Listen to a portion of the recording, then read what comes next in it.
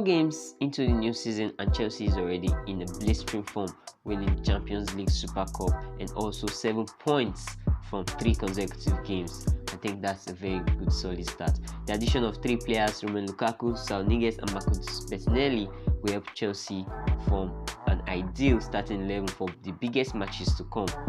Well, we've not even yet seen the best starting 11 for Chelsea yet, as so many changes are still being made, as you can see against Liverpool as it relates to personnel. Although the performance against Liverpool was something to be very, very proud of as well. The reigning European champions only had to bring in a pair of players during the transfer window due to already immense squad depth. Chelsea is seemingly 2 or 3 deep at every position on the pitch, which really tells well of a club competing for 6 competitions throughout the campaign.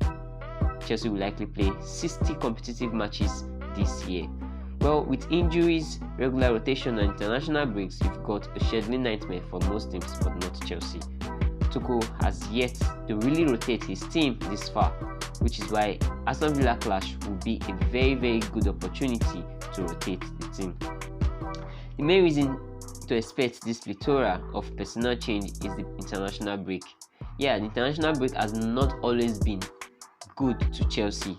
Lukaku could miss this game with a thigh injury and Kai Havertz came down with a sickness.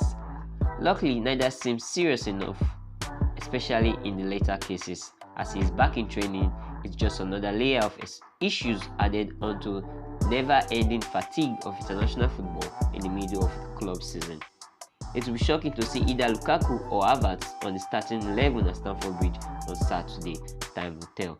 Elsewhere, Thiago Silva could be suspended due to the club denying him travel for the Brazil game during the international break. The 36-year-old plays a prominent role for Brazil, a country on UK's red list for COVID-19. Many Premier League clubs refuse to release their players to places on their formation list due to the required 10-day quarantine under their return. FIFA could take action against the clubs and hand out suspensions, although there is no word whether or not it will do it yet. Another individual who is utmost importance of his country is Cesar Spoleta. The Spanish fullback has recently named captain of the Spanish side and is in the La Roja starting 11 on Wednesday. It's unlikely he goes the distance for Tuchel's team just 3 days later, with the James suspension for his controversial red card at Anfield also doesn't do much to help matters. He will be out of the Blues clash with Villa on Saturday. So it's important to remember before diving into things that the opinion has always been heavy rotation, not wholesale changes. Edouard Mendy will likely retain his position between the sticks due to the fact that number 1 keepers seldom rotate for Premier League contests.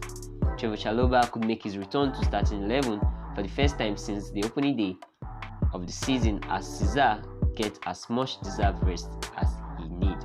Chalobah has spent the break working with Tuchel and a number of the Blues players, so he will be fresh and ready to take on the villains.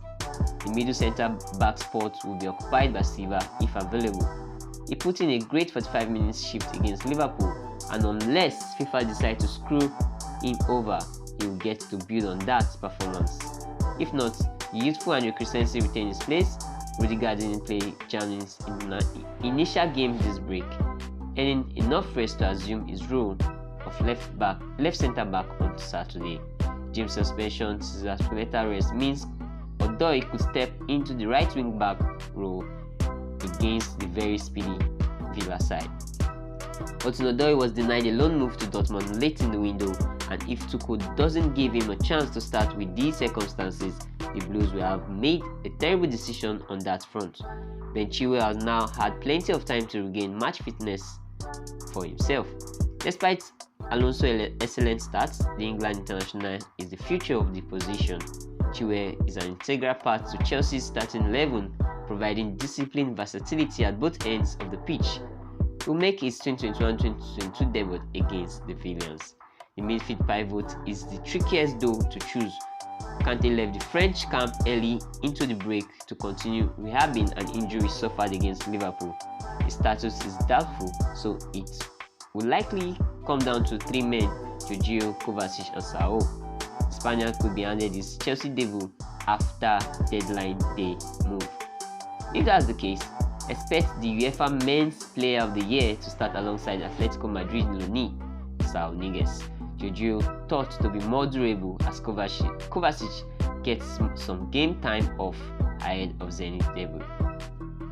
Hakim Ziyech